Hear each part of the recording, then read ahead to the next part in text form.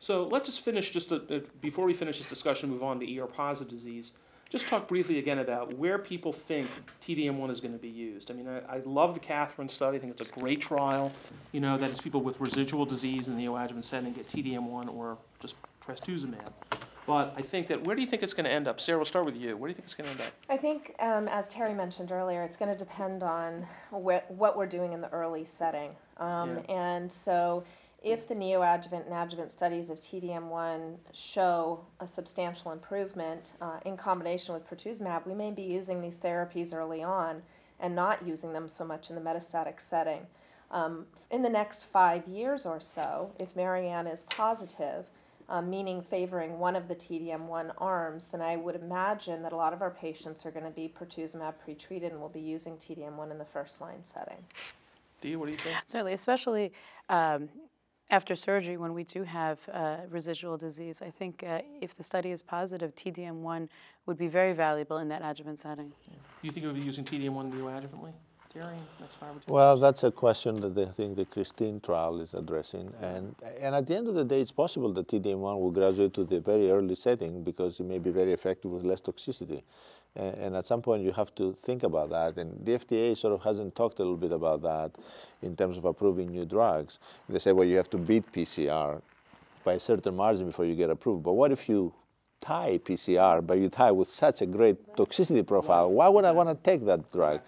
And then reserve the other ones if I don't get, in other words, it should be almost the other way around. Start with T-DM1 and then give your anthracyclines, as in the Catherine trial, after, afterwards. So give the drugs that are more toxic when you know, later on. So. And I agree. I think that with everybody's comments, I think the one thing is that the Catherine trial, although it's a clever design, you know, we're really going to be more in the neoadjuvant or adjuvant, you know, rather than if it works in people who have resistant disease, it's going to immediately move to prior to getting the resistance, you know, so that I don't know how much we'll be using in the HER2 setting a drug that is efficacious in the post-neoadjuvant or residual disease setting, because I think it will have already moved into the neoadjuvant setting.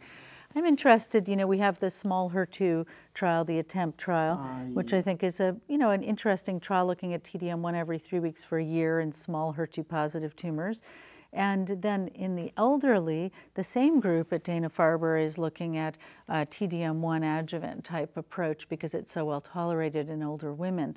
So, you know, I have had one patient on I-SPY 2 who got T-DM1 and pertuzumab, and her disease went away completely, you know. And then you have to give her AC because that's part of the trial. I was like, boy, and she said, "Are you sure I really need that treatment?" Like, but there's just two can't things. Answer that.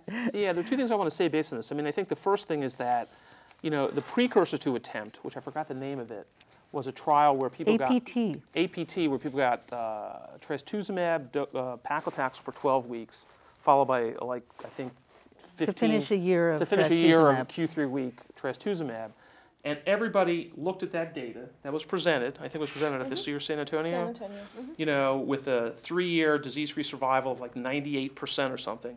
And people are starting to use that in the adjuvant setting. I don't know if you guys are in your practice. Haven't. No. I get a lot of emails now about it. But the next thing that's going to come, if T-DM1 ties that or beats it, people are going to use T-DM1 in the adjuvant setting for small. You know what's really interesting? What's going to happen? I'm not convinced if they're tied that if you, Sarah and I have worked on a cold cap study.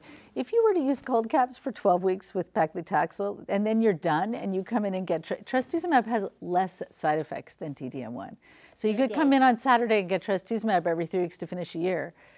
It's interesting. I mean, I think it's going to be a toss-up about toxicity because you do get thrombocytopenia, transaminitis, people get fatigue. They have a little tiny bit of nausea. It's great compared to chemo, regular chemo for metastatic disease.